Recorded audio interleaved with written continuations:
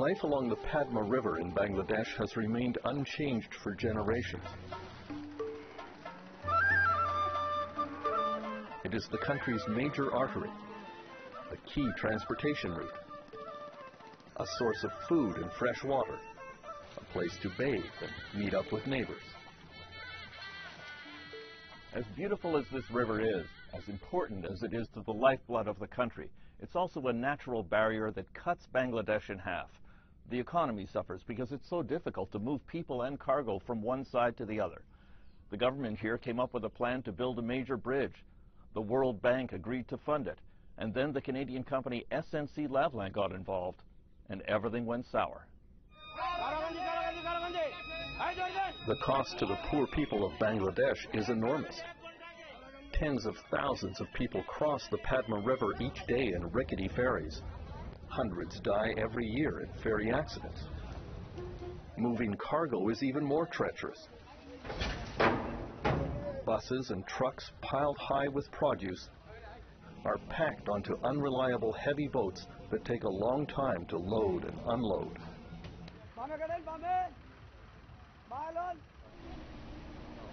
There are regular mishaps that tie up traffic. Trucks are stuck for days in long lineups to get onto the ferries, and so the owners lose time and money, and the national productivity suffers. This site maybe now is running 1 week. Truck driver Muhammad Nikbar Ali has been waiting 1 week to cross the river and is angry that his government has not yet built a bridge. Minister is no good. This Bangladesh minister is no good. The solution to all this was the Padma Multi-Purpose Bridge Project. An ultra-modern 6-kilometer-long span would allow trains and traffic to move smoothly across the country, saving lives and time and money, and providing a 20% boost in the national growth rate. The estimated cost of the project was almost $3 billion, with the greatest share of the funding coming from the World Bank. Prime Minister, so nice to meet you. In an exclusive interview, Bangladesh Prime Minister Sheikh Hasina told me the bridge project is crucial to the future of her country. Padma Bridge will enhance the economic activities of the southern Bengal, our business, our trade, and also communication. It depends on this bridge. So it is very, very important. From the first moment the World Bank got involved in the Bangladesh Bridge project, it was worried about local corruption. For years, Bangladesh was listed as one of the most corrupt countries in the world on the list assembled by Transparency International. In the last few years, the ranking has improved slightly, but in Bangladesh's largest English-language newspaper, the Daily Star, editor Mahfouz Anam admits that bribes and corruption remain a central feature of life in his country. Corruption at the low level, at the mid-level, corruption because of political influence peddling, corruption because of cronyism. Yes, I'm very sad to say that I cannot make a vigorous stance that Bangladesh's corruption scene has dramatically changed. In June 2011, the Bangladesh government chose the Montreal firm SNC-Lavalin to supervise the construction of the Padma Bridge. The contract was worth about $50 million. Then, 3 months later, the World Bank advised Bangladesh that there was evidence of corruption in the awarding of the bridge supervision contract that had to be resolved before any money would be forthcoming. A special World Bank investigation was carried out by a blue ribbon panel led by the famous Argentinian judge Luis Moreno Ocampo. The first World Bank allegation was that SNC-Lavalin had agreed to pay bribes to the senior Bangladeshi politicians in charge of the project, Communications Minister Saeed Abul Hussein, $5 million and to the former Foreign Minister Chowdhury Kaiser. Many were stunned that such senior, important political figures would be involved. On behalf of the World Bank, Judge Luis Moreno Ocampo alleged a criminal conspiracy to arrange bribes for Bangladeshi officials, which originated in your minister's office. What have you done about it? I can tell you one thing, that time and again we ask for evidences and papers from Canada and also from World Bank, but we haven't received any substantial evidences or papers. They gave you the names. They gave you the dates when these bribes were demanded, when these meetings took place. I'm asking you, what did you do about it? Well, what I did, I gave it to the Anti-Corruption Commission, and Anti-Corruption Commission started investigation. The Bangladesh Anti-Corruption Commission launched its investigation in September 2011, according to senior prosecutor Anis Ul Haq. The inquiring officer and his team found that there were enough material, prima facie material, against 5 persons to initiate a case of corruption, of conspiracy for corruption against them. The Bangladesh Anti-Corruption Commission recommended charges against 5 low-level government officials involved in the alleged corruption conspiracy, but left out the key senior political figure involved, Communications Minister Saeed Abul Hussein. The World Bank investigators heard that Hussein had been asking for bribes from every company that was applying to work on the bridge project. He has a long-time reputation for corruption and is alleged to have far greater wealth than he can account for from legitimate sources. The central minister at issue here in this alleged criminal conspiracy was Saeed Abul Hussein. I've seen him described as the unofficial treasurer of your party. I've even seen him described as your cashier. He is cashier? Treasurer, no? You understand, the allegation is that he raises money on behalf of your party and on behalf of you. We never do it. Our party, he is not the person to raise money. If anybody says so, they are wrong, totally wrong.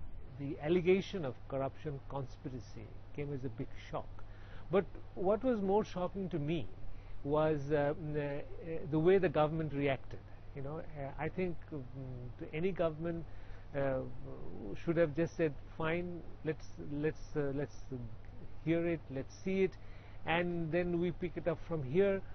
But on our part, we started with a very vigorous denial, and that set the tone for the rest of the, investigation and negotiations with the World Bank. I don't understand how you And can say there was no corruption in this Padma case. No, when your own anti-corruption listen. When your own anti-corruption commission recommended charges against all of these officials who were involved in the case. Listen, I told you that for investigation, we never, our anti-corruption working independently, we never interfere. But I'm asking you, how then can you turn around and say there was no corruption in the World case? Bank itself, they said, World Bank said there is no corruption but conspiracy of corruption. The defensive posture set a tone for the rest of the investigation. It was denial that nothing happened. Then, the government took the position that since there was no money actually exchanged, so there is no question of corruption. The RCMP raids the offices of Canada's largest engineering firm. Vice President of SNC-Lavalin, who was arrested in Switzerland. Police think Saadi Gaddafi was bribed by 2 high-ranking employees of SNC-Lavalin in exchange for contracts. In Canada in 2011, the SNC-Lavalin company was already the target of a highly publicized bribery investigation involving Libya. When the World Bank called and asked the RCMP to examine the Bangladesh case, the Canadian investigation focused on the 2 SNC employees most involved. Former SNC Vice President Ramesh Shah and former SNC engineer Mohammed Ismail have now been charged under the Corruption of Foreign Officials Act with attempting to bribe Bangladeshi officials to obtain the Padma Bridge contract. The Bangladesh media has reported that an SNC bribe list included over $5 million for 5 recipients. One of the names on the bribery list is former Bangladesh Foreign Minister Chowdhury Kaiser. He denies any bribery conspiracy. Absolutely banal and bogus. In my presence, nothing of the sort was discussed. Why was your name on the list of people who would receive bribes? I will give you my mud hut and whatever little land and worldly position I have, to get an answer to that. It intrigues me, it makes me very, very angry, and I am also mystified. It's literally a storm in a teacup as far as I am concerned. The Bangladesh Anti-Corruption Commission called in the named suspects in the bribery scandal for questioning, not only the former ministers Hussain and Chowdhury Kaiser, but the Prime Minister's nephew, Chowdhury Nixon. There were rumors of other members of the Prime Minister's family on the bribery list. You have been previously accused by the Anti-Corruption Commission of raising money through your sister, Sheikh Rehana. You know, here again it looks as if SNC-Lavalin was asked to pay money to your party, to your friends, to your family. Is that not so? No, it is absolutely wrong. All concocted. They could prove it. Last 2-3 years, could they prove it? No. The World Bank insisted that Communications Minister Saeed Abul Hussain be included among those charged. Otherwise, the bridge funding would be suspended. Sheikh Hasina refused and eventually announced that the bridge plan would proceed without the World Bank funding. Many believe that decision effectively cancels the project. Minister Hussain was allowed to quietly resign. That minister, however powerful or important, couldn't have been more important than the bridge. So at one stage we have to say that because time is passing away, but we need to build up this Padma Bridge. So we said, okay, we don't need your money. Do you realize that the Padma Bridge project and this controversy with the World Bank has strained your relations with the international community? No, of course not. Because other project with World Bank is going on smoothly. Personally, me or my cabinet ministers or my government is not involved in corruption, and we are not here to make our fortune. We are here to help our people. So we are working very hard to develop our country, develop our people. The World Bank investigation of the Padma Bridge project suggested that SNC-Lavalin had a company code for bribes. They were called Project Commercial Costs, or PCC. At the May 2nd annual general meeting of SNC-Lavalin in Montreal, I asked new CEO Robert Card about that allegation. Was the term PCC used for bribery commonly in SNC? And was this company involved in bribery conspiracies in many other countries? That I can't answer. The answer is provided by these documents obtained by CBC News, which indicate criminal bribery conspiracies in many different countries, including India, Kazakhstan, Uganda, and Nigeria. In some budgets, PCC is shown as a line item. Some checks labeled PCC payment were signed by former SNC executive Kevin Wallace. Mr. Wallace is not facing any charges and refused to comment on the new evidence. But one of the defendants in the SNC Bangladesh case, Muhammad Ismail, agreed to look at the documents not related to his court action, which is covered by a publication ban. He confirmed that the company term PCC meant bribes. My mind is very clear. This thing says PCC, that means bribe. Where was it used in SNC? Was this widely used, this term? Why, everybody knows that open. International division is open from office secretary to senior position. Everybody use this term and all know what that means.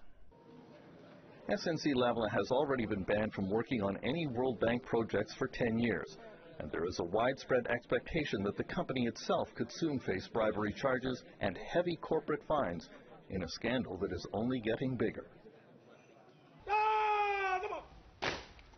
In Bangladesh, Prime Minister Sheikh Hasina has to hope that there will not be any more embarrassing information that comes out about intended bribes to her family and her government before national elections that are expected later this year. On the Padma River, life will go on with all the dangers and economic damage that could have been avoided if only government officials had not asked for bribes and a Canadian company had not allegedly agreed to pay them. For The National, I'm Terence McKenna in Bangladesh.